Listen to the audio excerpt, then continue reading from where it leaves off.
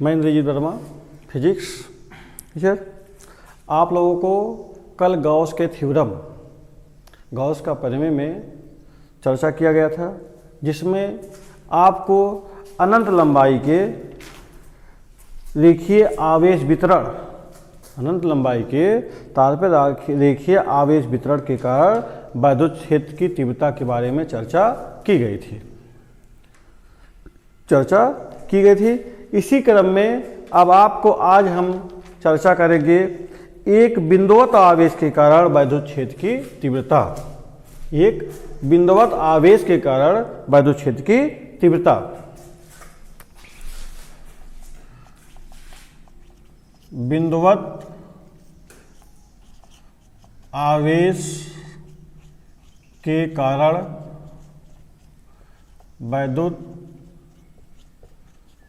क्षेत्र की तीव्रता, इस पर चर्चा की जाएगी। आज इस पर चर्चा की जाएगी विद्युत क्षेत्र, एक बिंदुवत आवेश के कारण विद्युत क्षेत्र की तीव्रता कितनी होती है। तो मान लेते हैं एक बिंदु आवेश है Q, एक बिंदु आवेश है यहाँ पे Q, एक बिंदु आवेश है, मान लेते हैं प्लस Q है। इससे r दूरी पर स्थित किसी बिंदु पर विद्युत क्षेत्र की तीव्रता ज्ञात करनी है। इससे इस बिंदु से r दूरी पर यहाँ पे स्थित एक बिंदु P है, जिस पर हमको विद्युत क्षेत्र की तीव्रता ज्ञात करनी है। एक बिंदु आवेश क्या है? Q है। विद्युत आवेश क्या है? Q है। इससे बिंदुवत आवेश से r दूरी पर एक बिंदु क्या है? P है। बिंदुवत आवेश से r दूरी पर एक बिंदु क्या है? P है, जिस पर विद्युत क्षेत्र की तीव्रता का मान ज्ञात करना है। बिंदु की जो है उस पर r त्रिज्या का एक बंद गोलीय पृष्ठ की कल्पना करते हैं। इस बिंदु r पे त्रिज्या का लेके एक बंद गोलीय पृष्ठ की कल्पना करते हैं। ये गोलीय पृष्ठ की कल्पना करते हैं r त्रिज्या के। अब जब r त्रिज्या के गोलीय पृष्ठ की कल्पना करते हैं तो इसमें गोले के रूप में प्रदर्शित हो जाता है।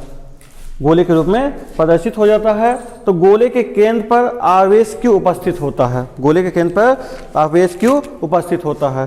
तो अब गोले की जब त्रिज्या r हो गई तो यहाँ पे एक बिंदु हो गया P। अब इस पे एक छोटा सा बिंदु P के चारों ओर एक छोटा सा और dA लिख लेते हैं। कितना लेते हैं? dA ले लेते हैं। और विद्युत क्षेत्र की तीव्रता E बाहर की ओर हो जाती है। विद्युत क्षेत्र की तीव्रता बाहर की ओर क्यों होती है विद्युत क्षेत्र तीव्रता? क्योंकि ये त्रिज्य होता है। गोलीय पृष्ठ के क्या होता है? ये गॉसियन पृष्ठ पर अल्प जो क्षेत्रफल dA आपका है उसके क्या होता है? बाहर की ओर निर्गत होता है। विद्युत क्षेत्र तीव्रता बाहर की ओर यहाँ पे त्रिज्य होता है। तो जब बाहर की ओर ले ले, अब इसका क्षेत्रफल आएगा और dA का क्षेत्रफल वेक्टर कितना हो जाएगा? dA बाहर की ओर ये भी हो जाएगा, क्षेत्रफल वेक्टर भी बाहर की ओर हो जाएगा। जब क्षेत्रफल वेक्टर और विद्युत क्षेत्र तीव्रता दोनों बाहर की ओर हो रहे हैं और कैसे हो रहे हैं? एक दिशा में हो रहे हैं। कैसे हो रहे हैं?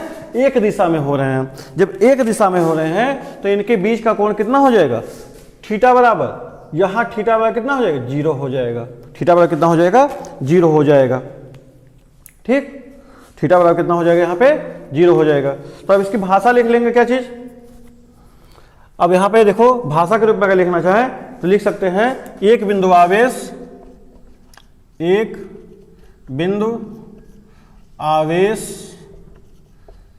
Q है, जिससे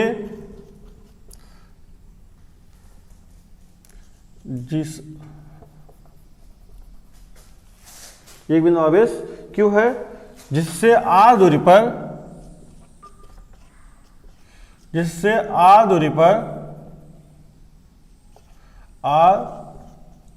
क्या लिख रहे हैं? r दूरी पर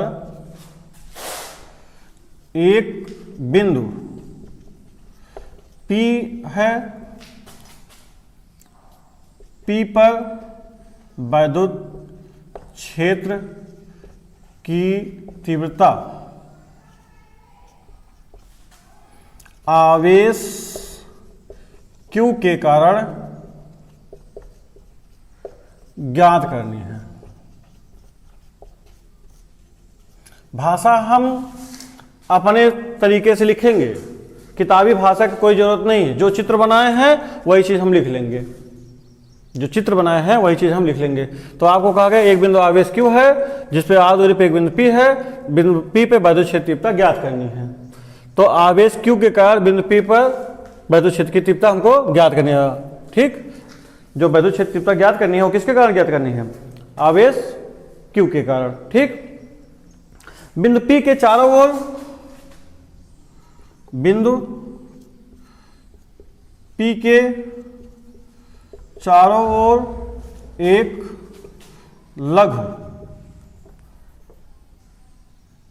लघु या अल्प कह सकते हैं, लघु क्षेत्रफल dA लेते हैं, जिसका क्षेत्रफल वेक्टर dA बाहर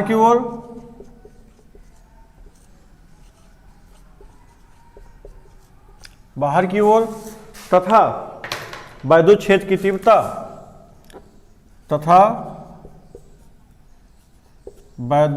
क्षेत्र की तीव्रता वैद्युत क्षेत्र तथा वैद्युत क्षेत्र बाहर की ओर है, दोनों एक ही दिशा में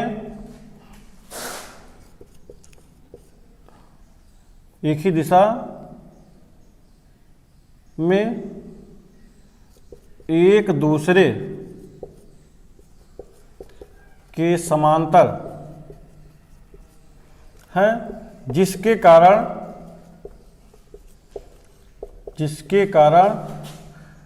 theta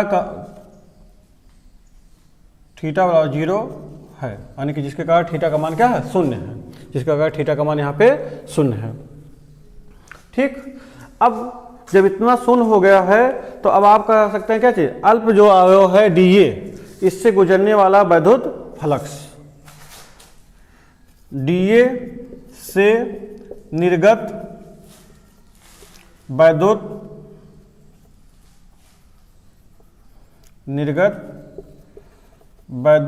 flux d phi equal to वैद्युत flux d phi equal to कितना हो जाएगा? d phi equal to E into dA cos theta, E into dA cos theta. अब थीटा का मान कितना है? 0 है, तो आपका d फाई इक्वल टू हो जाएगा E into dA, d phi equal to हो जाएगा E इंटू dA। अब जितना हो जाएगा तो संपूर्ण पृष्ठ से निर्गत, जब इतने पृष्ठ से निकला तो इतना हो गया d into dA, E into dA हो गया, तो संपूर्ण पृष्ठ से निर्गत, तो संपूर्ण पृष्ठ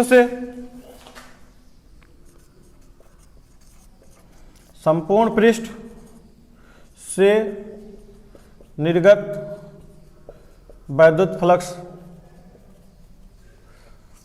फाई बराबर हो जाएगा E इंटू dA का समाकलन कर दिया जाएगा, E इंटू dA का समाकलन हो जाएगा कितने का?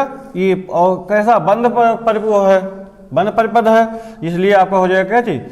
E into dA, E into कितना हो गया?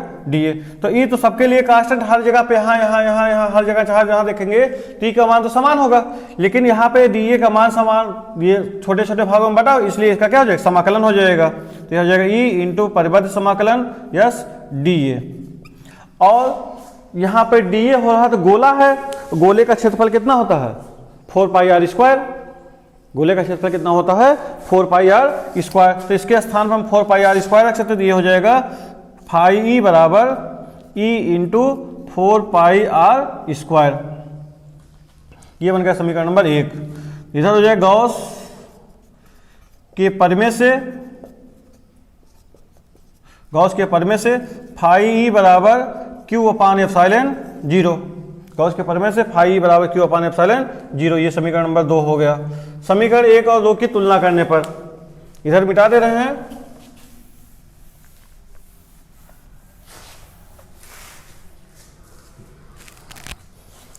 समीकरण 1 तथा 2 की तुलना, तो आपका हो जाएगा यहाँ पे E into 4πr² equal to Q upon epsilon 0। तो इसको लिख सकते हैं E equal to 1/4π epsilon 0 into Q upon r², इतना हो जाएगा वैद्युत क्षेत्र की तीव्रता। लेकिन यहाँ पे एक चीज और है, ये आपका Q² अपना वैद्युत क्षेत्र की तीव्रता हो जाएगी। इस किसके कारण? बिंदु आवेश के कारण वैद्युत क्षेत्र की तीव्रता आपका कितना हो जाएगा? E बराबर 1/4π Q अपान r²। अब अगर इसी का सदिश रूप लिखना है तो सदिश रूप में हो जाएगा, सदिश रूप तो वेक्टर E बराबर 1/4π epsilon 0 into Q upon r² into r cap हो जाएगा। ये आपका हो जाएगा सदिश रूप में। R और E के बीच ग्राफ खींचा जाए तो आपका ग्राफ बन जाएगा ये, इधर हो जाएगा R और इधर हो जाएगा क्या चाहिए E। ग्राफ खींचा जाए तो ये आपका वक्राकार बन जाएगा, आपका हो जाएगा ये क्या चाहिए E अनुपाती 1/r², E अनुपाती 1/r²। ये वैद्युत क्षेत्र की तीव्रता तथा दूरी में ग्राफ हो जाएगा, यानी कि वैद्युत क्षेत्र की तीव्रता के साथ साथ दूरी में परिवर्तन होगा। वैद्युत क्षेत्र की तीव्रता का मान बढ़ेगा तो दूरी का वर्ग के साथ घटेगा, वर्ग के साथ घट जाएगा। अगर 2 सेंट वैद्युत क्षेत्र की तीव्रता मान लो 2 है तो दूरी आपकी घट जाएगी, कितनी हो जाएगी? 2 का वर्ग करने के बाद जो बटे में हो जाएगा वो घट जाएगा, ठीक है। तो ये आपका है एक बिंदु आवेश के कारण या बिंदुवत आवेश के कारण वैद्युत क्षेत्र की तीव्रता, बिंदुवत आवेश के कारण वैद्युत क्षेत्र की तीव्रता है, ठीक। अब इसी में तीसरा उपयोग है आपका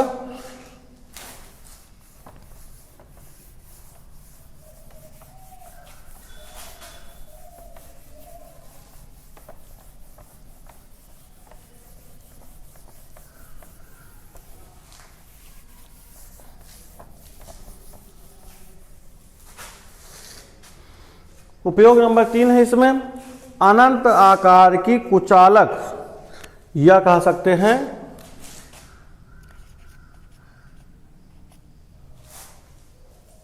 अनंत आकार की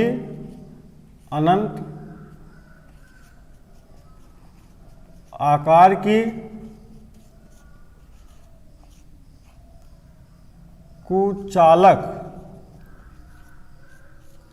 या कह सकते हैं इसी को आचालक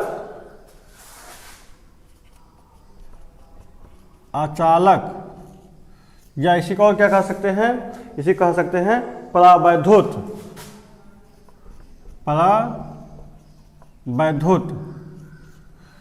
कुचालक, आचालक या परावैद्युत पट्टिका या चादर,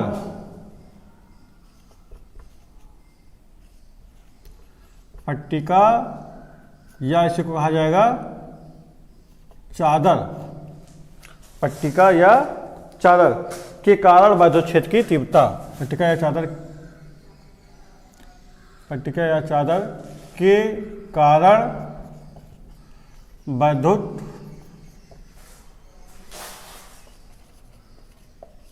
क्षेत्र की तीव्रता। अनंत आकार की कुचालक, आचालक या परावैद्युत पट्टिका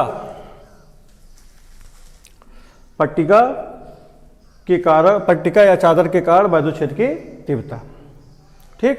तो इसमें एक चादर ले लेते हैं, देखो ये चादर क्या है,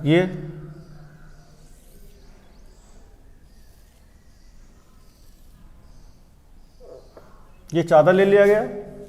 ये आपका आवेशित चादर है। कैसा चादर है? आवेशित चादर है। इस पे आवेश दे दिया गया,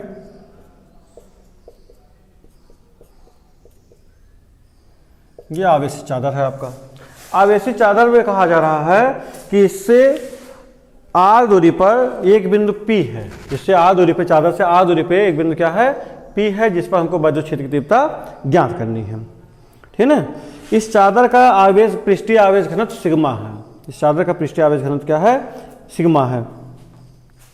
तो एक चादर लिए, इसमें एक ये छोटा सा डी ए ले लिए, इसका क्षेत्रफल क्या है? ए है। अब इसी के समतुल्य यहाँ पे एक गॉसियन पृष्ठ की कल्पना करते हैं। r दूरी पर एक गॉसियन पृष्ठ की कल्पना करते हैं। यहाँ से कितनी दूरी पर? ये r दूरी पर। ठीक, तो जितने r दूरी पे इधर हो रहा है उतने r दूरी पे बाहर भी हो गई है, पीछे की ओर।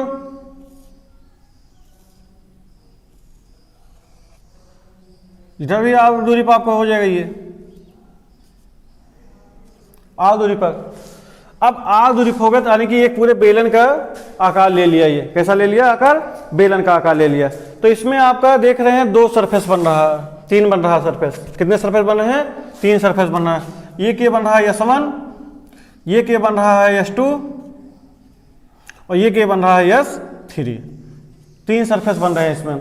जब 3 सरफेस बन रहे हैं, अब तीनों पर हमें एक छोटा सा अवयव ले रहे हैं। एक छोटा सा अवयव यहाँ पे बिंदु P पे ले रहे हैं, एक बिंदु P है, इस पे एक छोटा सा अवयव क्या है? ये DA। तो ये DA ले लिए और इसका क्षेत्रफल वेक्टर बाहर की ओर होगा, क्षेत्रफल वेक्टर बाहर की ओर DA, और वैद्युत क्षेत्र की तीव्रता भी इससे क्या होगी?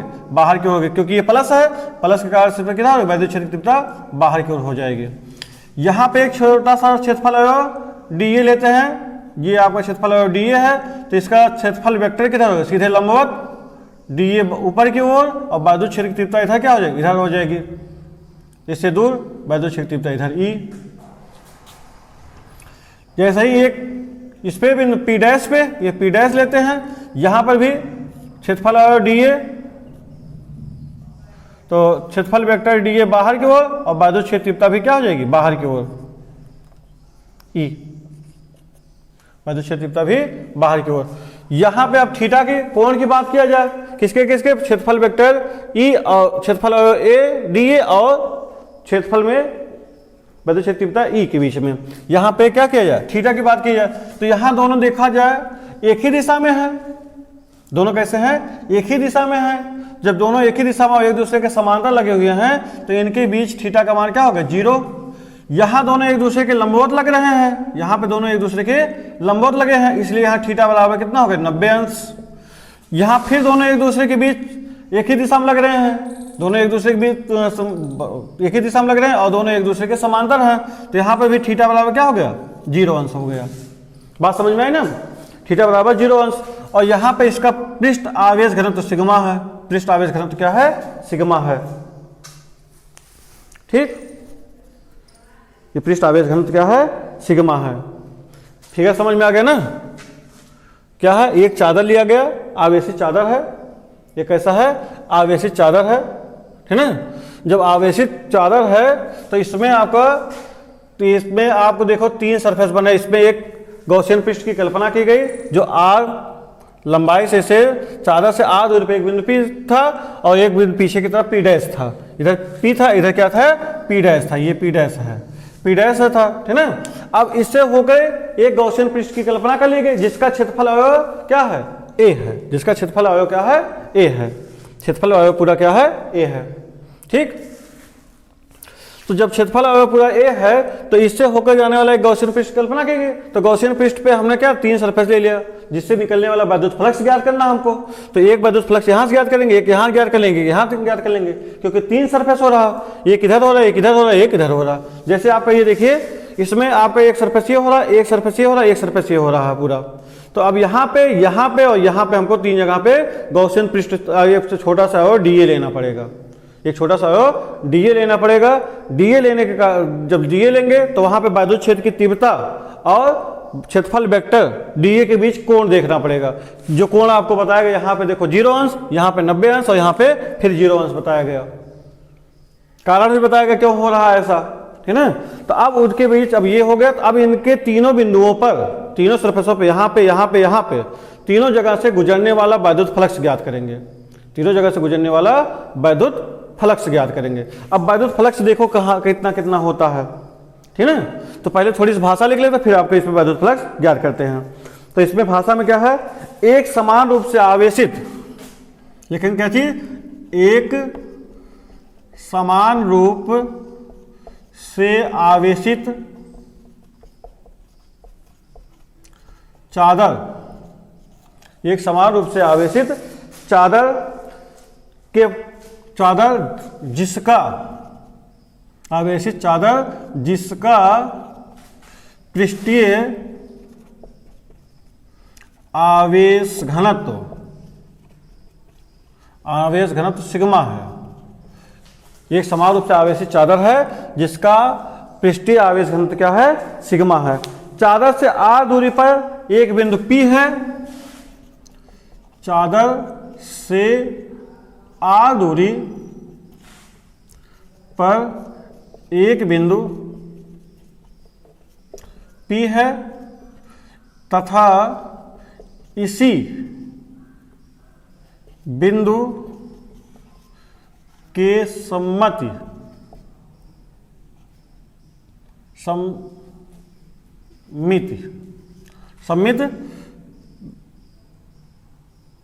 पीछे की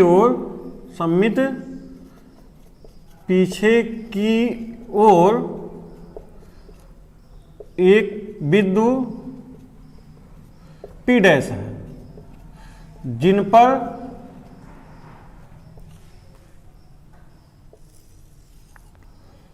पर वैद्युत क्षेत्र की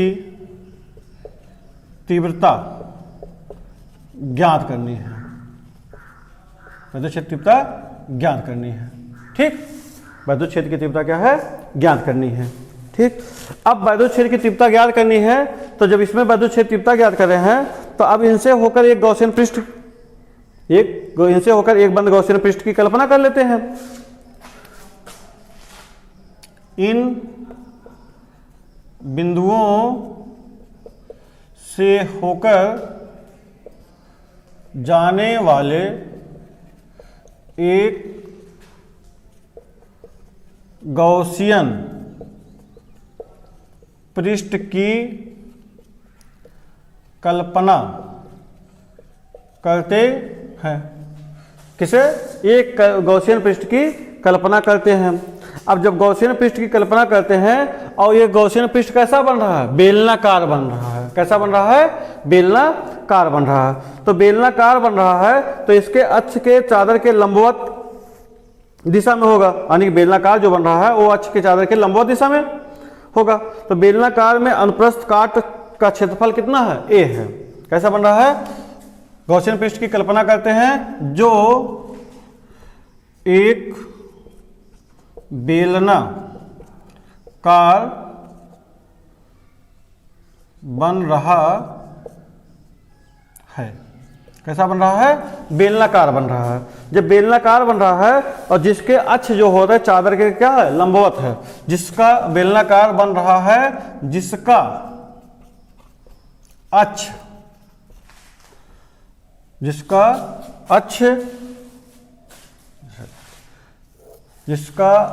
चादर के लंबवत दिशा में है। किस दिशा में है, लंबवत दिशा में है। जब लंबवत दिशा में हो रहा है और चादर का अनुप्रस्थ काट का क्षेत्रफल जो है बेलन के अनुप्रस्थ काट का क्षेत्रफल a है। कितना है, क्षेत्रफल a है। अनुप्रस्थ काट का क्षेत्रफल ये दिखाया गया है ये। ठीक, तो अनुप्रस्थ काट का क्षेत्रफल क्या है, a है। तो गॉसियन पृष्ठ से गुजरने वाला वैद्युत फलक क्षेत्रफल ये है।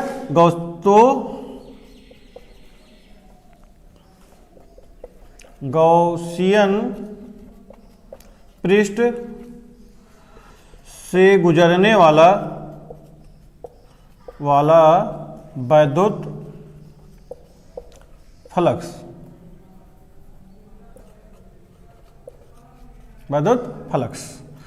अब वैद्युत फ्लक्स गुजर रहा है तो अब कहां से गुजरेगा, यहां से भी होगा, यहां से भी होगा, यहां से भी होगा, तीन सरफेस से तीनों जगह से होगा। तो गुजरने वाला वैद्युत फ्लक्स फाई ई बराबर, अब सरफेस पहले होगा और कैसे होंगे, ये आपके समाकलन कर दिया जाएगा सबका। तो S1 E into D A cos theta धन S2 E into D A cos theta धन S3 E into D A cos theta. ये बन गया E into D A cos theta. अब यहाँ पे जो कास्ट थीटा ये बन रहा है, अब देखिए यहाँ पे क्या चीज हो रहा है, जो आपका पृष्ठ है, पृष्ठ के कारण बायदुत क्षेत्र की तीव्रता प्रत्येक बिंदु पर कैसी होगी, लंबवत होगी। तो पृष्ठ के कारण, क्योंकि इस पे पृष्ठ के कारण बायदुत क्षेत्र की तीव्रता प्रत्येक बिंदु पर कैसी होगी, लंबवत होगी। और लंबवत होगी और किधर होगी, बाहर की ओर होगी। लंबवत होगी और बाहर की ओर होगी। जैसे यहाँ पे लंबवत हो रही है, बाहर की ओर, ये बाहर की ओर हो रही है, इसके लंबवत ये बाहर की ओर हो रही है, ठीक ना। यहाँ के पृष्ठ गोलीय पृष्ठ ये बन रहा है, इसके लंबवत बाहर की ओर हो रही है। यहाँ पे पृष्ठ बना ये भी बाहर की ओर हो रही है, यहाँ पे पृष्ठ बना ये भी बाहर की ओर हो रही है। और क्षेत्रफल और वेक्टर भी यहाँ पे दिए है, ये भी पृष्ठ के लंबवत बाहर की ओर होता है, तो ये भी पृष्ठ के लंबवत बाहर की ओर। यहाँ पे ये पृष्ठ के लंबवत बाहर की ओर ऊपर की ओर हो जाएगा, यहाँ पर भी पृष्ठ के लंबवत बाहर की ओर हो जाएगा, ठीक। अब यहाँ पे देखा जा रहा है ई और क्षेत्रफल वेक्टर डीए के बीच का कोण थीटा बन रहा है, तो थीटा का मान कितना है, 0 अंश है यहाँ पे। क्यों 0 है, क्योंकि दोनों एक ही दिशा में हैं और एक दूसरे के समांतर रेखाएं हैं। एक दूसरे के दोनों रेखाएं कैसी हो रही हैं, समांतर हो रही हैं, तो इनके बीच किसी प्रकार का कोई कोण नहीं बनता है जब समांतर रेखाएं होती हैं। जब ये कोण नहीं बना तो इसका मतलब वहां पे थीटा का मान क्या है, 0 है। यहाँ पे थीटा का मान 0 है। ठीक इसी प्रकार से यहाँ पे भी थीटा का मान 0 हो रहा है, लेकिन इस जगह पे सरफेस S2 वाले पे यहाँ पे जो देखा जा रहा है ई और डीए दोनों एक दूसरे कैसे हैं, लंबवत हैं। क्षेत्रफल वेक्टर डीए और आपका बायदुत क्षेत्र तीव्रता ई दोनों एक दूसरे कैसे हैं, लंबवत हैं। इसलिए इनके बीच का कोण थीटा बराबर कितना बना, 90 अंश बन रहा है। तो यही चीज यहाँ पे रख देना है थीटा के स्थान पे, ठीक। तो यहाँ देखिए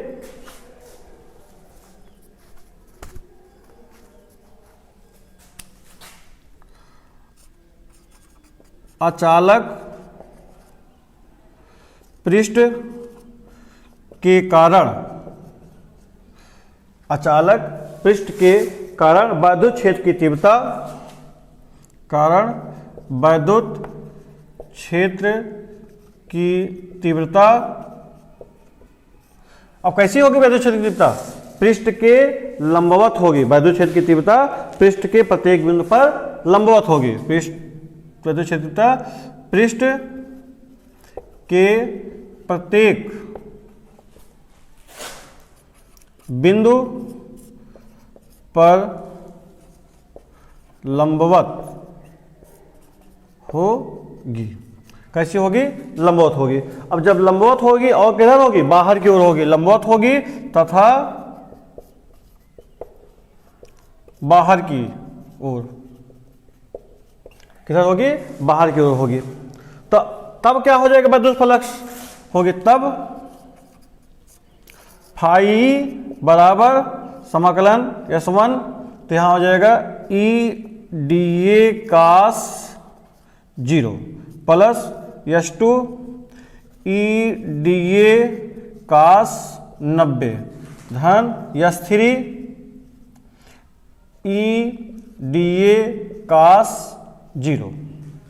अब कास 0 का मान 1 होता है और कास 90 का मान 0 होता है। कास 90 का मान क्या होता है, 0 होता है। तो ये तो समाप्त हो जाएगा, तो यहां हो जाएगा फाई ई बराबर S1 ई इंटू डी ए धन S3 ई इंटू डी ए, ठीक। तो अब यहां पे आपको हो जाएगा ई बाहर हो जाएगा S1 डी ए धन ई S3 डी ए। अब दोनों का क्षेत्रफल जो हो रहा है कितना है, a है। दोनों का क्षेत्रफल कितना है, a है। जब a क्षेत्रफल हो रहा है तो इसके स्थान पे हम रख देते हैं पूरा,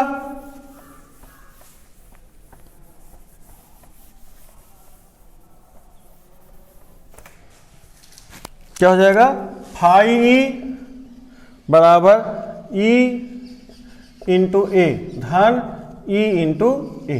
तो आपका फाई ई बराबर आप हो जाएगा 2EA। ये बायदुत क्षेत्र की तीव्रता आ गई। ये हो गया समीकरण नंबर 1। ये हो गया समीकरण नंबर 1। गॉस के प्रमेय से, गॉस के प्रमेय से तो फाई ई बराबर क्यू अपान एप्सिलॉन 0। गॉस के प्रमेय से फाई बराबर क्यू अपान एप्सिलॉन 0। जब क्यू अपान एप्सिलॉन 0 हो तो यहाँ पे आपका एक चीज और ध्यान दीजिए कि आपने कहा है यहाँ कि इसका पृष्ठ का आवेश घनत्व सिग्मा है। पृष्ठ का आवेश घनत्व क्या है, सिग्मा है। तो यहाँ पे आवेश घनत्व देख लेते हैं, तो आपको हो जाएगा Q बराबर सॉरी, सिग्मा बराबर आपको होता है क्यू अपान ए, सिग्मा बराबर होता है क्यू अपान ए। तो क्यू बराबर कितना, क्यू बराबर आपको हो जाएगा यहाँ पे सिग्मा इंटू ए। तो इसका मान यहाँ पर रख लेते हैं, तो फाई ई बराबर आपको हो जाएगा सिग्मा ए अपान एप्सिलॉन 0। ये बन गया समीकरण नंबर 2, ये बन गया समीकरण नंबर 2। समीकरण 1 और 2 की तुलना कर लेते हैं।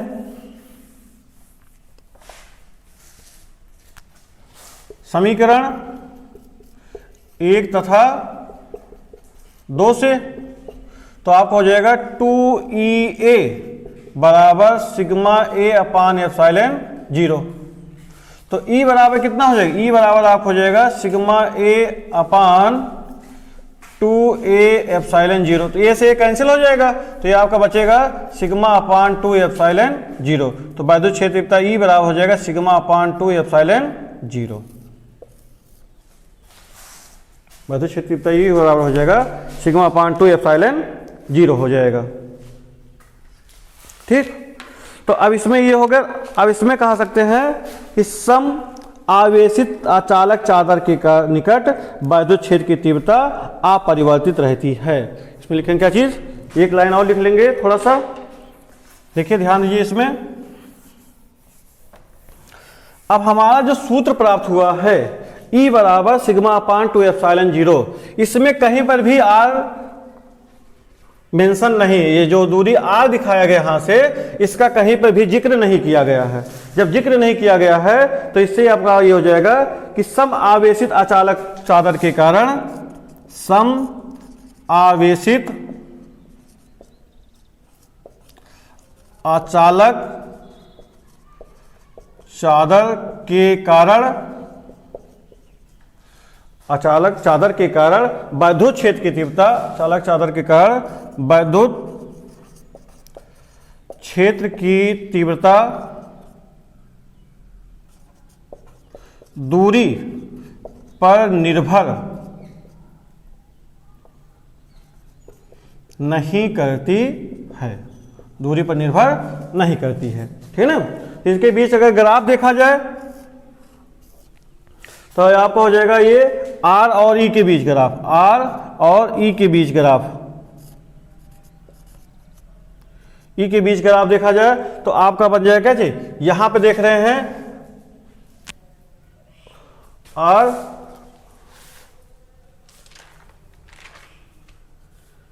अब यहां पे R तो है नहीं, यहां पे हमारा है ये रो, R नहीं रो के बीच में, सॉरी, E और रो के बीच में अगर आप देखा जाए तो यहां पे देखा जाए E जो हो रहा है, ये E इस रो के अनुपाती हो रहा है, इसलिए ये कैसा हो जाएगा, स्ट्रेट लाइन हो जाएगा, इसलिए स्ट्रेट लाइन हो जाएगा।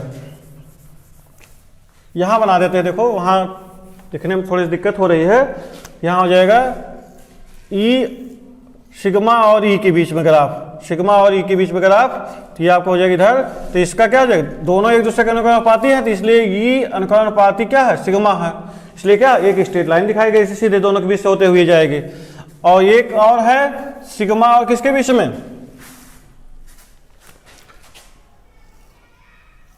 ये इधर आपका हो जाएगा ये आपका सिग्मा और इधर आपको हो जाएगा E, तो अगर ये हो जाएगा ये की स्ट्रेट लाइन, ये भी ये दिखा देगा इसका समांतर, समांतर कितना हो जाएगा E अनुपाती E equal to sigma upon 2 epsilon 0 में से हो जाएगा, E equal to sigma upon epsilon 0, तो ये स्ट्रेट लाइन एक दिखाई दी जाएगी सीधी, ये ग्राफ हो जाएगा। ठीक ना, ठीक है।